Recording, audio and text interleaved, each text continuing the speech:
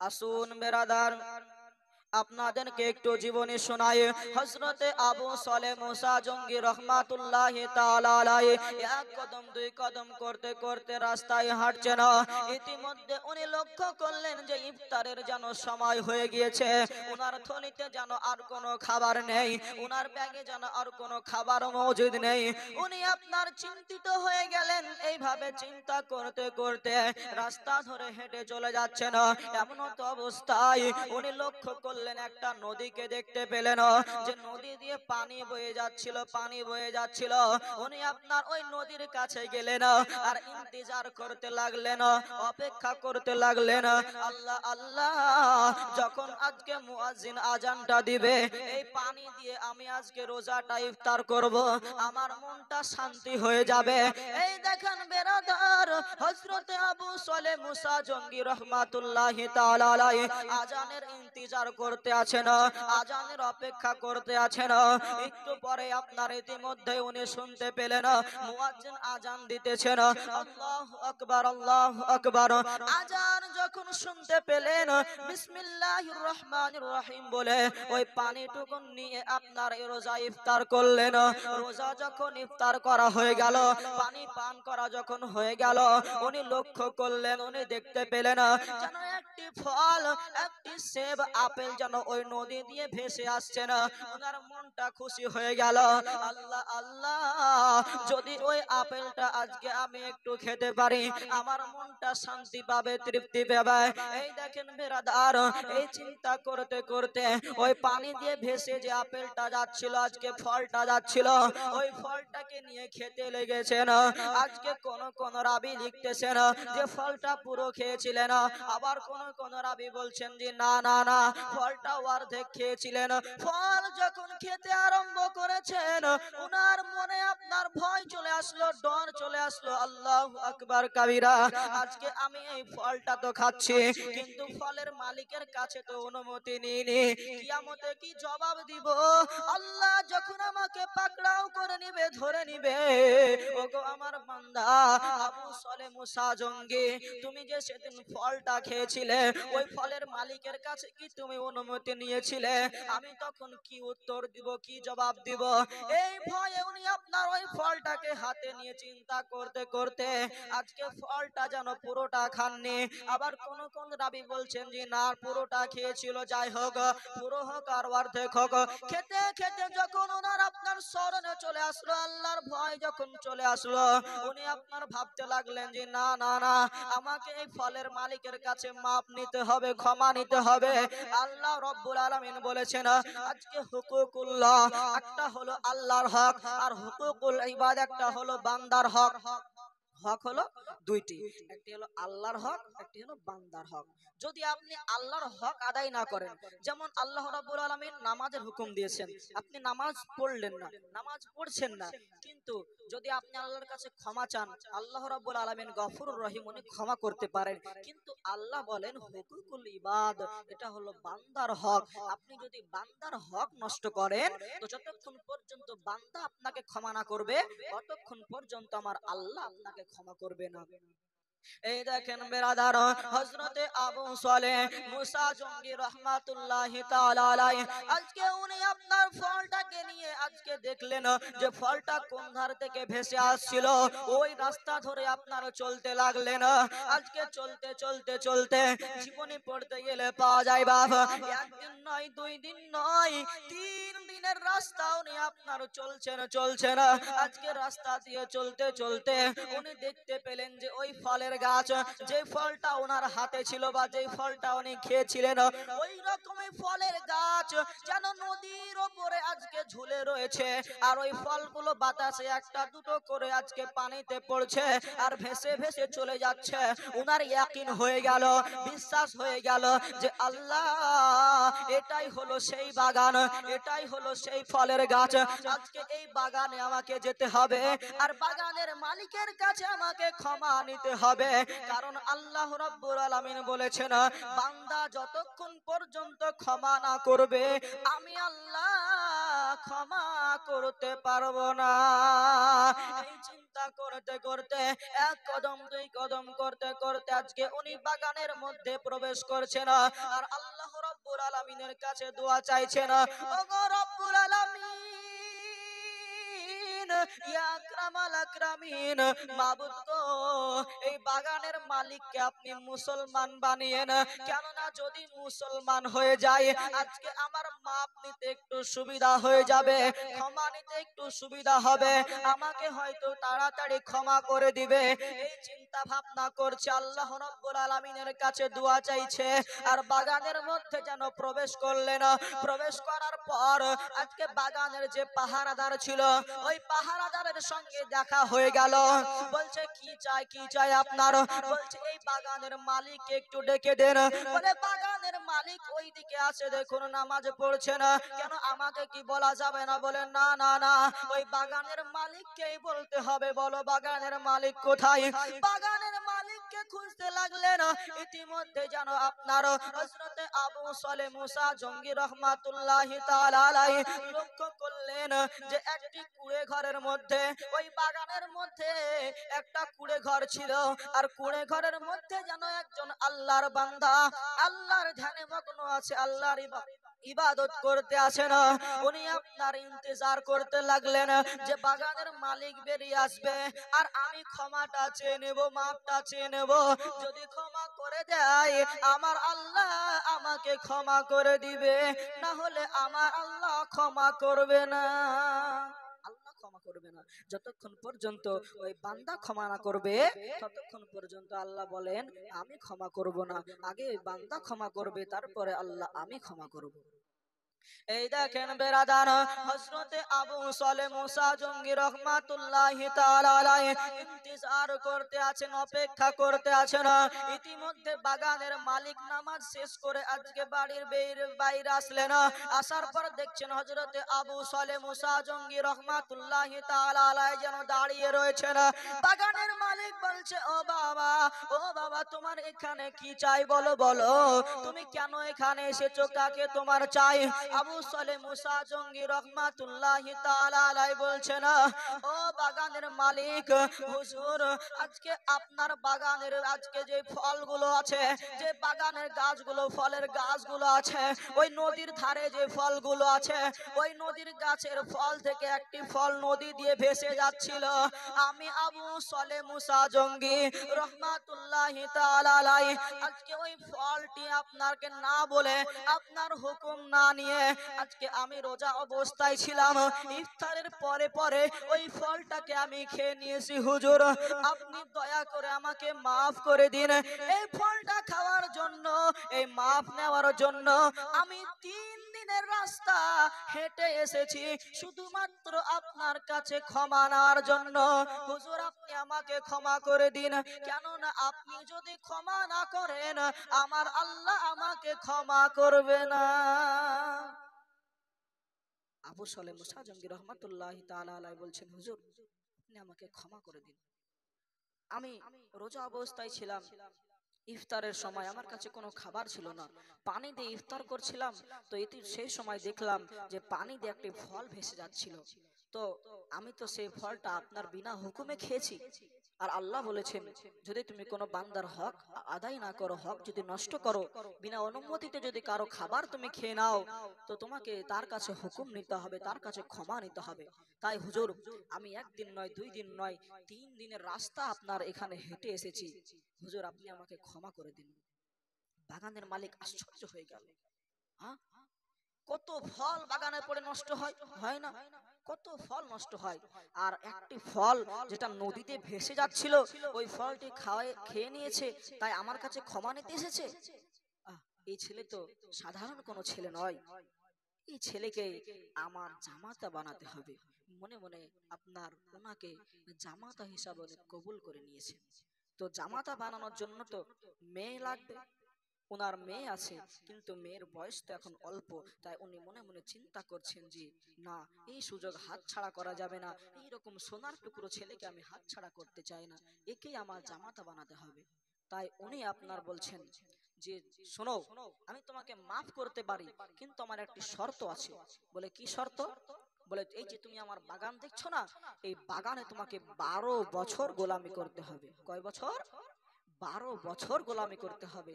যদি তুমি 12 বছর আমার বাগান দেখাশোনা করো, গোলামি করো, তবে আমি তোমাকে মাফ করতে পারবো। আর যদি তুমি না পারো, তাহলে আমি তোমাকে মাফ করতে পারবো না। আসুন বেরাদার, একটু মনোযোগ সহকারে শোনো না। হযরতে আপনার আবু সালেহ মুসা জঙ্গি রহমাতুল্লাহি তাআলা আলাইহি মনে মনে চিন্তা করতে লাগলেন, আল্লাহু আকবার কবীরা, আজকে একটি ফল খাওয়ার জন্য, এই ফল খাওয়ার জন্য মাপ নিতে হবে। 3 দিনের রাস্তা আমি হেঁটে এসেছি, তবু আমাকে মাপ দেয় না, মাপ দেয় না। এখন বলছে 12 বছর এই বাগানে থাকতে হবে। কিন্তু আল্লাহর ভয় কতটা ছিল দেখুন, আল্লাহর ভয় কতটা অন্তরে ছিল দেখুন। বলছে ঠিক আছে, আমি রাজি আছি। 12 বছর কেন, মাপ আমাকে নিতেই হবে। যদি আমাকে সারা বছর গোলামি করতে হয়, ওই মাপ নেওয়ার জন্য আমি তবুও রাজি আছি, তবুও রাজি আছি। 12 বছর কেন, সারা বছর যদি গোলামি করতে হয়, তবু আমি রাজি আছি। এর জন্য তো শের বলছেন, গোলাম মানে মুস্তফা জান দেনে সে नहीं डरते, सार रह जाए या कट जाए कुछ परवाह नहीं करते। উর্দু শায়ের বলছে যে গোলাম যারা, গোলাম মানে মুস্তফা, যারা রাসূলুল্লাহ সাল্লাল্লাহু তাআলা আলাইহি সাল্লামের গোলাম, তাদের কোনো ভয় নাই। গলা কেটে যাক অথবা থেকে যাক, তাদের কোনো পরোয়া নাই, ভয় নাই। বলেন সুবহানাল্লাহ। गुलाम मुस्तफा जान देने से नहीं डरते, सार रह जाए या कट जाए कुछ परवाह नहीं करते। তাই বেরাদারান ইসলাম, একটু মনোযোগ সহকারে শুনুন। আবু সালেহ মুসা জঙ্গি রহমাতুল্লাহি তাআলা আলাইহি বলছেন ঠিক আছে, আমি রাজি আছি। 12 বছর কেন, আমি সারা বছর গোলামি করতে পারি, কিন্তু আমাকে মাপ নিতে হবে, ক্ষমা নিতে হবে।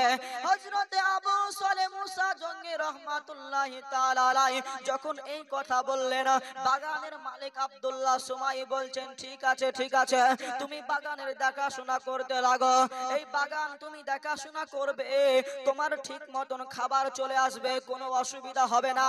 তুমি এই বাগান আজ থেকে দেখাশোনা করবে। এই দেখেন বেরাদার, 1 বছর চলে যায়, 2 বছর চলে যায়, 3 বছর চলে যায়, দেখতে দেখতে 12 বছর যেন অতিবাহিত হয়ে গেল। আবু সালেহ মুসা জঙ্গি রহমাতুল্লাহি তাআলা আলাইহি যেন ওই বাগানের দেখাশোনা করতে আছেন, বাগানের দেখভাল করতে আছেন। আজকে 12 বছর যখন আপনার অতিবাহিত হয়ে গেল, বাগানের মালিক আব্দুল্লাহ সুমাই রাদিয়াল্লাহু তাআলা আনহু, উনি আপনার একজন আল্লাহর সাহাবী, নবীর সাহাবী ছিলেন। উনি আপনার বেরাদারান ইসলাম, এবার 12 বছর পরে ওই বাগানে আসছেন। 12 বছর পরে বাগানে আসছেন, আসার পর বলছেন, ও ভাই, ও বাবা, আজকে আবু সালেহ, তোমার তো 12 বছর হয়ে গেল, আজকে তুমি তো বাগান থেকে আজকে তুমি চলে যাবে, বাগান থেকে বিদায় নিয়ে চলে যাবে। বলে হা হা হা, আমার তো 12 বছর হয়ে গেল, আপনার শর্ত আমি পূরণ করে দিয়েছি হুজুর, এবার আপনি আপনার শর্তটাকে পূরণ করুন। বলুন আমি এবার মাফ পাবো কিনা, আমি মাফ পাবো কিনা? আপনার শর্ত অনুযায়ী 12 বছর এই বাগান দেখাশোনা করছি, 12 বছর বাগান দেখভাল করছি হুজুর, এবার তো আপনি মাফ করবেন। আব্দুল্লাহ সুমাই বলছেন, বাবা মাফ তো তোমাকে করবই করব, কিন্তু তার আগে আমার একটা মনের ইচ্ছা আছে, মনের খয়েশ আছে। বলে বলেন কি আছে আপনার মনের ইচ্ছা, বলুন। বলে বাবা তুমি তো এই বাগানে 12 বছর দেখাশোনা করছো। বলে হ্যাঁ, 12 বছর আমি দেখাশোনা করছি, একদিনও কম হবে না। এই দেখেন বেরাদার, যখন বললেন হ্যাঁ 12 বছর দেখাশোনা করছে, তো আব্দুল্লাহ সুমাই বলছে, বাবা তুমি যখন 12 বছর দেখাশোনা করছো বাগানকে, তাহলে তোমার তো এটা জানা আছে যে কোন বাগানের আজকে কোন গাছের ফলটা সুস্বাদু আর কোন গাছের ফলটা আজকে টক। একটা বাগানে যদি কোনো ব্যক্তি দেখাশোনা করে, তো অবশ্যই সে জানতে পারবে যে কোন গাছের ফলটা কেমন, জানতে পারবে কিনা। এখন যদি আপনার বাগানে কোনো পাহারাদারকে রাখেন, তাহলে সে অবশ্যই বাগানে একটা দুটো ফল খাবেই বা বুঝতে পারবে। দেখাশোনা করলে 12 বছর, 1 বছর তো নয় বা 1 মাস নয়, 12 বছর, তো তুমি তো নিশ্চয়ই জানো কোন গাছের ফলটা কেমন। তো আবু সালেহ মুসা জঙ্গি রহমাতুল্লাহ আলাইহি মনে মনে আপনার চিন্তা করেছেন যে আল্লাহ 12 বছর আছে ঠিকই, কিন্তু আমি তো কোনো গাছে আজ পর্যন্ত ফলে হাত দিয়ে দেখিনি। একটা ফল বিনা অনুমতিতে খাওয়ার জন্য আমি 3 দিনের রাস্তা হেঁটে আসার পর এই 12 বছর বাগানের দেখাশোনা করছি, আমি কিভাবে জানবো যে কোন গাছের ফলটা কেমন? তবুও উনি আপনার কোনো কথা বলে না, আজকে চুপচাপ আছে না। আব্দুল্লাহ সময় বলছে না, ও বাবা আবু সলে, তুমি তো নিশ্চয় জানো কোন গাছের ফলটা কেমন। তাই আমার মনের ইচ্ছাটা হলো, মনের খোয়াইশটা হলো, তুমি আজকে আমাকে একটি ফল পেড়ে দাও, ওই ফলটা যেন সুস্বাদু হয়, ওই ফলটা আমি খেতে চাই। এই দেখেন বেরাদার, আবু সলে মুসা জঙ্গি রহমাতুল্লাহি তাআলা আলাইহি, উনি আপনার মনে মনে চিন্তা করতে লাগলেন, আল্লাহু আকবার কাবীরা, আমি তো কোন বাগানের ফল আজকে পর্যন্ত এই 12 বছর পর্যন্ত যত দিন হয়ে গেল একটি ফলও চেখে দেখিনি, আমি কিভাবে জানবো কোন গাছের ফল কেমন? উনি আপনার মনে মনে ভয় করছেন যে আজকে যদি আমি ফল পেড়ে দিই আর ফলটা যদি টক হয়ে যায় হয়তো আমাকে ক্ষমা করবে না। এই দেখেন বেরাদার, এইদিকে আপনার আব্দুল্লাহ সময় বলতেছে যে আল্লাহ গো, আমি তোমার বান্দা, আজকে তোমার ইবাদত করেছি, আবু সলে মুসা জঙ্গি যে ফলটা পারবে ওই ফলটা যেন টক হয়, আজকে যেন আমি আমার দ্বিতীয় শর্তটা পূরণ করতে পারি। এই দেখেন বেরাদার, দুজনের চাওয়াটা যেন এক হয়ে গেল রে বাবা। আব্দুল্লাহ সময় যখন এই দোয়া করলেন, আবু সলে মুসা জঙ্গি রহমাতুল্লাহি তাআলা আলাইহি ওই গাছে আপনার হাত দিলেন, বিসমিল্লাহ বলে আপনার একটি ফল পারলেন। ফলটা পাড়ার পর আব্দুল্লাহ সময়কে দিলেন, যখন ফলটা দিয়েছেন ফলটা খেয়ে দেখছেন তো ফলে কোনো স্বাদ নেই, ফলটা যেন টক, ফলটা টক। ফল যখন টক হয়েছে আব্দুল্লাহ সময় বলছে আল্লাহ, আমার মনের ইচ্ছাটা পূরণ হয়েছে, এবার আমি আমার দ্বিতীয় শর্তটা পূরণ করতে পারবো। এইদিকে বলছেন আব্দুল্লাহ সময়, বাবা আমি তো ফলটা খেয়ে দেখলাম, এবার তুমি একটু খেয়ে দেখো, দেখো ফলটা কেমন হয়েছে। এই দেখেন বেরাদার, আব্দুল্লাহ সময় যখন আপনার অনুমতি দিয়ে দিলেন ফল খাওয়ার, আজকে আবু সলে মুসা জঙ্গি রহমাতুল্লাহি তাআলা আলাইহি ওই ফলটাকে নিয়ে যেন আপনার খেতে গেলেন, আর যখনই খাওয়া উনি আপনার বুঝতে পারলেন এই ফল যেন কোনো স্বাদ নেই, এই ফল যেন টক। যখন আপনার টক হয়ে গেছে তো উনি আপনার মনে মনে চিন্তা করলেন যে আল্লাহ, এবার হয়তো নতুন কোন শর্ত দিবে আমাকে। এই দেখেন বেরাদার, যেমন ভাবা তেমন কাজ।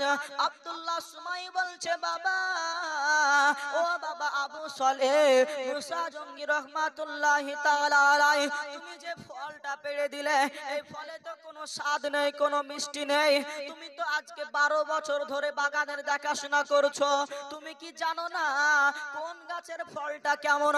আবু সলে মুসা জঙ্গি রহমাতুল্লাহি তাআলা আলাইহি বলছেন, ও গো হুজুর, আজকে আপনার বাগানের একটি ফল নদী দিয়ে ভেসে যাচ্ছিল, ওই ফলটা আমি আপনার বিনা হুকুমে খেয়েছিলাম, তাই 3 দিনের রাস্তা হেঁটে এসেছি আপনার কাছে মাপ নেওয়ার জন্য।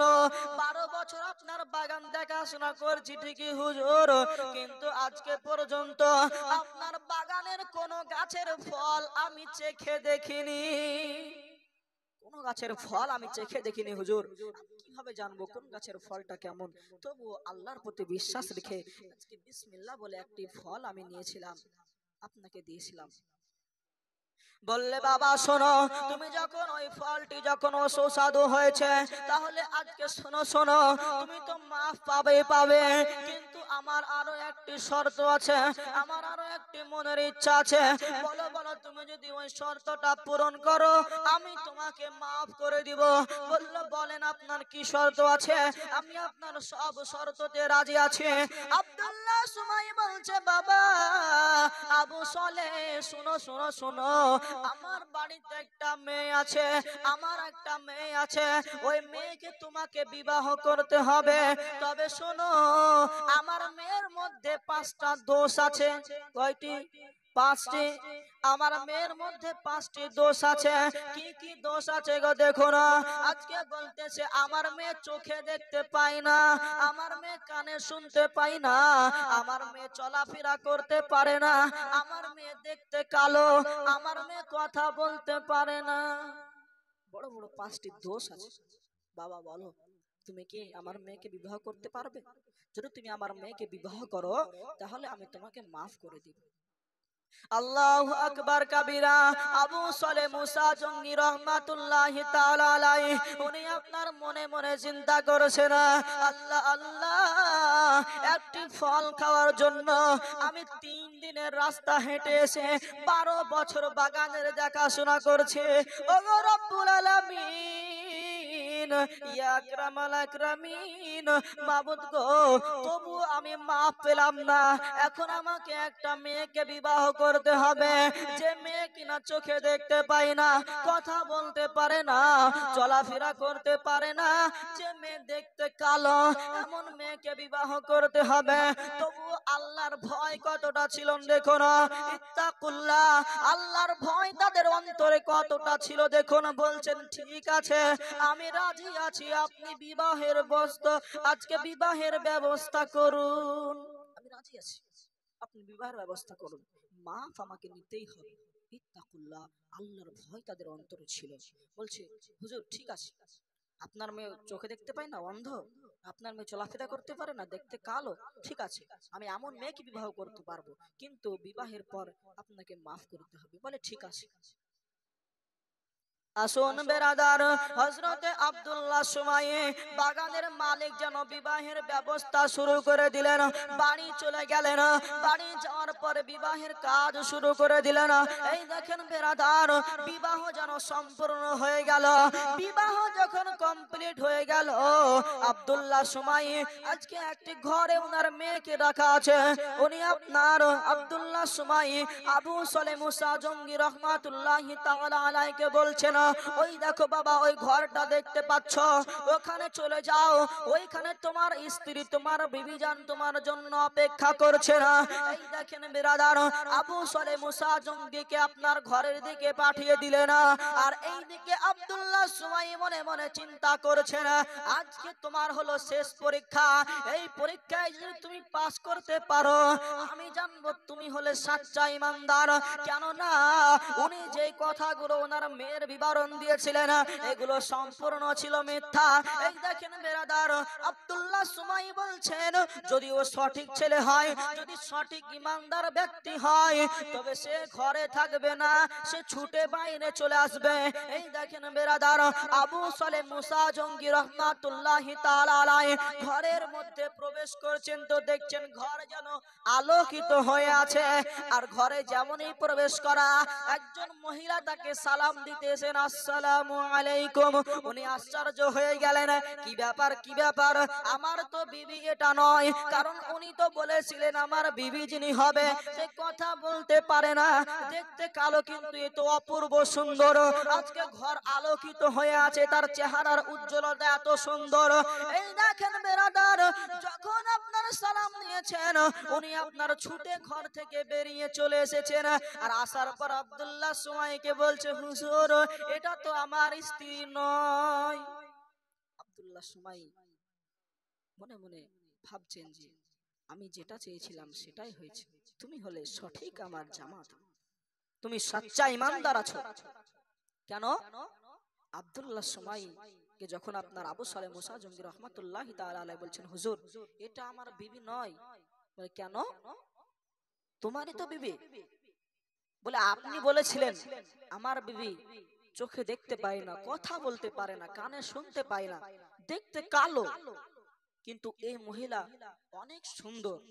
আজকে আমি যখন ঘরে প্রবেশ করলাম, দেখলাম তার চেহারার উজ্জ্বলতায় ঘর আলোকিত হয়ে আছে, সে কথা বলছে, আমাকে সালাম দিচ্ছে।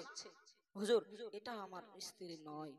আব্দুল্লাহ সুমাই মাথাটা নিচু করে বলছেন, বাবা আমি তোমাকে এগুলো বলেছিলাম তার কারণ কি জানো? তুমি যদি প্রথম এসেছিলে আমার কাছে 3 দিনের রাস্তা হেঁটে, সেই দিনে মনে মনে আমি ভেবে নিয়েছিলাম যে তোমাকে আমার জামাই বানাবো, তোমাকে আমার জামাতা বানাবো। তো তখন আমার মেয়ের বয়স অল্প ছিল, তাই আমি তোমাকে আমার বাগান 12 বছর দেখাশোনা করিয়েছি, 12 বছর তোমাকে আমার বাগানে রেখেছি। উদ্দেশ্য একটাই ছিল, তোমাকে আমার জামাই বানাবো। আর তোমাকে যে আমি শর্তগুলো দিয়েছিলাম তোমার ঈমানকে পরীক্ষা করার জন্য, যে তুমি সচ্চা ঈমানদার আছো কিনা, তাই তোমাকে আমি মিথ্যে বলেছিলাম যে আমার মেয়ে চোখে দেখতে পায় না। তবে কেন বলেছিলাম জানো? আমার মেয়ে আজ পর্যন্ত কোনো পর পুরুষকে এই চোখ দ্বারা দেখেনি। আমার মেয়ে কথা বলতে পারে না, কেন বলেছিলাম জানো? আমার মেয়ে আজ পর্যন্ত কোনো পর পুরুষের সাথে কথা বলেনি, কোনো খারাপ নোংরা ভাষা এই মুখ দিয়ে উচ্চারণ করেনি। আমার মেয়ে চলাফেরা করতে পারে না, কেন বলেছিলাম জানো? আমার মেয়ে আজ পর্যন্ত বাড়ি থেকে বাইরে বের হয়নি, সব সময় ঘরের মধ্যে পর্দাশীল ছিল। আমার মেয়ে দেখতে কালো বলেছিলাম, কেন জানো? আমার মেয়ের চেহারা আজ পর্যন্ত কোনো পর পুরুষে দেখতে পাই না। আমার মেয়ে এই কারণে তোমাকে এই যে 5টা দোষ বলেছিলাম। আমার মেয়ে কানে শুনতে পায় না, কেন বলেছিলাম জানো? আমার মেয়ে আজকে তার কর্ণ দ্বারা কোনো খারাপ সংবাদ, কোনো খারাপ কথা সে তার কর্ণ দ্বারা কর্ণপাত করেনি। তাই আমি তোমাকে এই 5টি দোষ বলেছিলাম। উদ্দেশ্য একটাই ছিল, আশা একটাই ছিল, তোমাকে আমার জামাই বানাবো। হযরতে আব্দুল্লাহ সময় বলছেন, বাবা তোমাকে এই কারণে আমি বলেছিলাম। এই দেখেন বিরাদার, বিবাহ সম্পন্ন হয়ে গেল। আব্দুল্লাহ সময় বললে, বাবা তোমাকে আমি এই কারণেই বলেছিলাম, উদ্দেশ্য একটাই ছিল, তোমাকে আমার জামাই বানাবো। ও আমার আব্বাজিরা, আমার সোনা মানিকেরা, আপনাদেরকে বলতে চাই, আল্লাহকে ভয় করুন। আল্লাহকে যদি ভয় না করেন তাহলে আপনার মন কখনো পরিষ্কার হবে না, অন্তর পরিষ্কার হবে না। আমরা সকলেই জানি নামাজ আমাদেরকে পড়তে হবে। আল্লাহ রাব্বুল আলামিন নামাজের হুকুম দিয়েছেন, নামাজকে আমরা পড়ি, নামাজ পড়তেই হবে। আল্লাহ রাব্বুল আলামিন যাকাত প্রদান করতে বলেছেন, ওয়াতুজ যাকাত, তোমরা যাকাত প্রদান করো। আমরা যাকাত প্রদান করি না। এই দেখেন বিরাদার, আপনাদেরকে বলতে চাই, ও আমার আব্বাসিরা, আমার ভাইরা, আমার মা বোনেরা গো, একটু মনোযোগ সহকারে শুনুন। আল্লাহকে কেমন ভয় করতে হবে আপনারা বুঝতে পারলেন। এবার আসুন রাসূলে পাকের মুহাব্বত, নবীকে কেমন ভালোবাসতে হবে। একজন সাহাবী নবীর কাছে আসলেন, আসার পর বলছেন, ইয়া রাসূলুল্লাহ, ইয়া হাবিবাল্লাহ, নবী গো, আমার বাড়িতে একটি খেজুর গাছ আছে, বাড়ির পাশে একটা খেজুর গাছ আছে। ওই খেজুর গাছটি হলো একটা ইহুদির। ওই খেজুর গাছ থেকে একটা দুটো খেজুর আমার বাড়ির উঠোনে পড়ে। তো আমার বাড়িতে দুটো ছোট ছোট বাচ্চা রয়েছে হুজুর, আমার দুটো সন্তান রয়েছে। তো ওই সন্তান দুটি ওই খেজুর গাছ থেকে খেজুরগুলো যখন কুড়িয়ে খেতে যায়, তো ওই গাছের মালিক এতটাই নিষ্ঠুর, এতটাই কঠোর, যে আজকে ওই খেজুরগুলো আপনারা মুখ থেকে কেড়ে নিয়ে আমার সন্তানদের প্রতি অত্যাচার করে। হুজুর আমি এখন কি করব একটু বলুন। আসুন বেরাদার, একটু মনোযোগ সহকারে শুনি রাসূলে পাকের মুহাব্বত কেমন করতে হবে। হুজুর আমি এখন কি করব আপনি বলে দিন, বলে দিন। আজকে যখন এই কথা বললেন, আমার রাসূলে পাক সাল্লাল্লাহু তাআলা আলাইহি ওয়াসাল্লাম বললেন, ও আমার সাহাবী, যাও যাও, চলে যাও, চলে যাও, ওই গাছের মালিককে আমার কাছে ডেকে নিয়ে আসো।